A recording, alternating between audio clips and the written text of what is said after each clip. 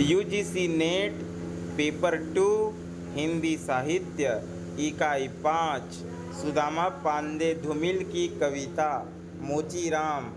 इस कविता में कवि ने मोचीराम के माध्यम से अपने विचारों की अभिव्यक्ति की है। कवि कहते हैं कि आदमी को अपनी सीमा एवं दायरा मालूम होना चाहिए। मोचीराम का जो काम है वह अपना काम बखूबी कर रहा है। उसकी पटेहाल जिंदगी में कुछ भी नया नहीं है। वह जहाँ था वहीं है, यही उसकी सीमा है। धूमिल साधारण आदमियों के पास सिर्फ दया और करुणा लेकर नहीं उपस्थित होते, बल्कि उनके रोज़मर्रा के संघर्ष का साक्षी बनते हैं। उनकी विचार दृष्टि एवं बुनियादी लोगों के प्रति उनकी भावात्मक क्रिया प्रतिक्रिया को भी अंकित करती है। मोचीराम कविता में एक मोची के माध्यम से धूमिल एक साथ समाज के कई बुराइयों पर चोट करते हैं। एक ओर तो वे जाति और वर्ण व्यवस्था पर चोट करते हैं, तो दूसरी ओर मध्यम वर्ग के झूठे आत्मगौरव और दिखावे की प्रवृत्ति को भी नंगा करते हैं। साथ ही इसमें समाज के एक निचले स्तर के व्यक्तित्व का ऊहापोह को भी दिखाया गया है। मोचीराम कविता में मोचीराम के बड़प्पन को और उसकी जीवन को आंकने वाली सूक्ष्म दृष्टि को उसकी शब्दावली में अंकित करते हुए कहते हैं कि बाबूजी, सच कहूँ मेरी निगाह में न कोई छोटा है न कोई बड़ा है। मेरे लिए हर आदमी एक जोड़ी जूता है जो मेरे सामने मरम्मत के लिए खड़ा है। इस कविता के द्वारा धूमिल ने यह जताने की कोशिश की है कि कविता तथा कथित सभ्य और बुद्धिजीवी वर्ग की बपौती नहीं है और न ही कविता की भाषा पर किसी खास वर्ग का अधिकार है। ऐसा लिखते हुए वे कविता को छंद, लय और अलंकृत भाषा के प्रयोग के बंधनों से मुक्त करने की वकालत करते हुए दिखाई देते हैं। मोचीराम अलग अलग आदमियों की नियति एवं प्रकृति का खुलासा करते हैं। मोचीराम आज की भाग दौड़ और अहंकार को बिंबित करता है। मोचीराम अपनी जिजीविषा, संघर्ष चेतना और आदमीयता का बयान करता है। धूमिल इस कविता के माध्यम से हर स्थिति और परिस्थिति में एक अदद आदमी के शख्सियत और स्वाभिमान को तलाशने की चेष्टा करते हैं। मोचीराम कविता। रापी से उठी हुई आँखों ने मुझे क्षण भर टटोला और फिर जैसे पतियाए हुए स्वर में वह हंसते हुए बोला, बाबूजी, सच कहूँ मेरी निगाह में न कोई छोटा है न कोई बड़ा है।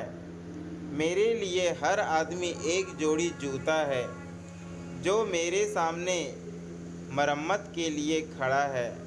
और असल बात तो यह है कि वह चाहे जो है, जैसा है, जहाँ कहीं है। आजकल कोई आदमी जूते की नाप से बाहर नहीं है। फिर भी मुझे ख्याल रहता है कि पेशेवर हाथों और फटे जूतों के बीच कहीं न कहीं एक आदमी है जिस पर टाके पड़ते हैं, जो जूते से झांकती हुई अंगुली की चोट छाती पर हथौड़े की तरह सहता है। यह तरह तरह के जूते आते हैं और आदमी की अलग अलग नौयत बतलाते हैं। सबकी अपनी अपनी शक्ल है, अपनी अपनी शैली है। मसलन एक जूता है। जूता क्या है? चकतियों की थैली है। इसे एक आदमी पहनता है जिसे चेचक ने चुग लिया है।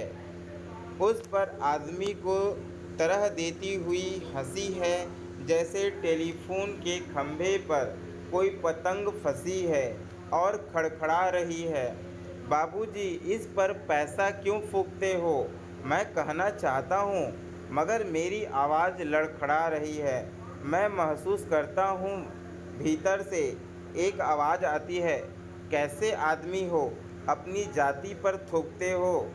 आप यकीन करें, उस समय मैं चकत्तियों की जगह आंखें ताकता हूँ और पेशे में पड़े हुए आदमी को बड़ी मुश्किल से निहारता हूँ। एक जूता और है जिससे पैर को नांग कर एक आदमी निकलता है शहर को। न वह अक्लमंद है, न वक्त का पाबंद है। उसकी आँखों में लालच है, हाथों में घड़ी है, उसे जाना कहीं नहीं है, मगर चेहरे पर बड़ी हड़बड़ी है।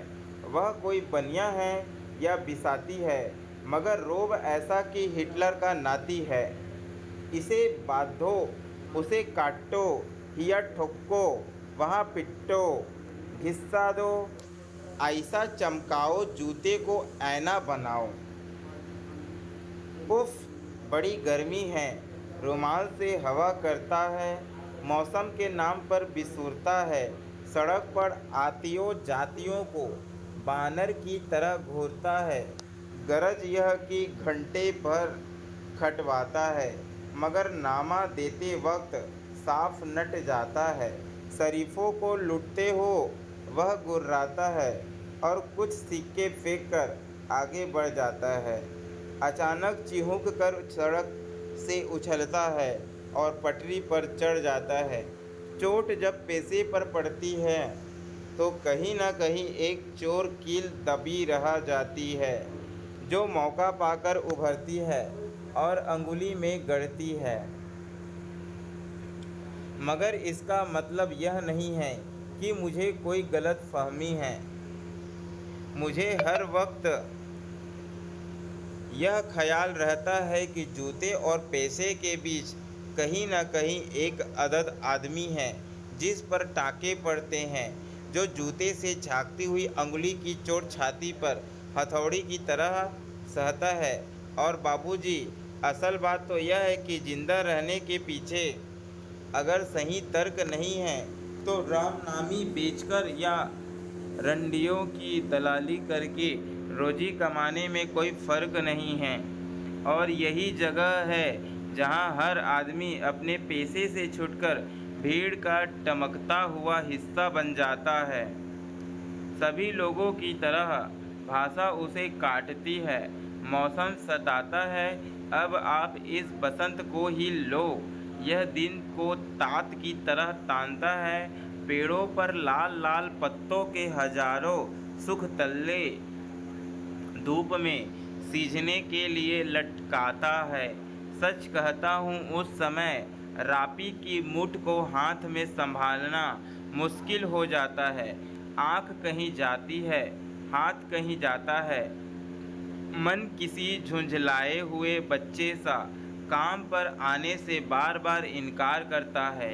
लगता है कि चमड़े की शराफत के पीछे कोई जंगल है जो आदमी पर पेड़ से वार करता है। और यह चौंकने की नहीं, सोचने की बात है। मगर जो जिंदगी को किताब से नापता है, जो असलियत और अनुभव के बीच खून के किसी कमजात मौके पर कायर है, वह बड़ी आसानी से कह सकता है कि यार, तू मोची नहीं, शायर है। असल में वह एक दिलचस्प गलतफहमी का शिकार है, जो वह सोचता कि पेशा एक जाति है और भाषा पर आदमी का नहीं, किसी जाति का अधिकार है। जबकि असलियत है यह है कि आग सबको जलाती है, सच्चाई सबसे होकर गुजरती है। कुछ है जिंदगी शब्द मिल चुके हैं, कुछ है जो अक्षरों के आगे अंधे हैं।